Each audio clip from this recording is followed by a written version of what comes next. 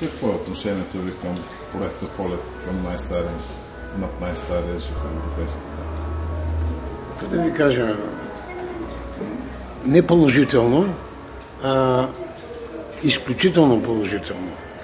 Аз имам поглед върху такива неща и даже с автора на този проект, Жорж Трак, се възхищавахме на един миниатюрен такъв проект, реализиран в Истанбул, вечния град. Само че там удоволствието е да се качиш от нивото на Златния рог до нивото на кафе Пиарлоти, едно от най-забележителните и романтични места на Истанбул. Това, което се предлага в проекта, е петкратно, ако не и повече, по-значимо и по-импозантно от това, което гледаме в Истанбул. Аз съм убеден в неговия успех. Защо?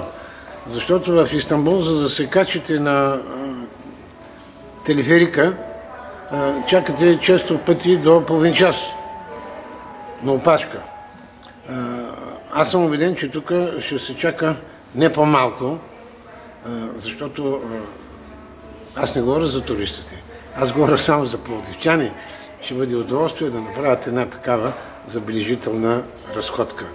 И вярвайте ми, дай Боже, този проект да се реализира. Като имам предвид упоритостта на Жорж Трак и на неговите сътрудници, аз съм убеден, че ще доживея до 1-2 години това да се реализира. Дай Боже, а той винаги е помагал на хубавите идеи и на творците, и на пловдивчани. Благодаря.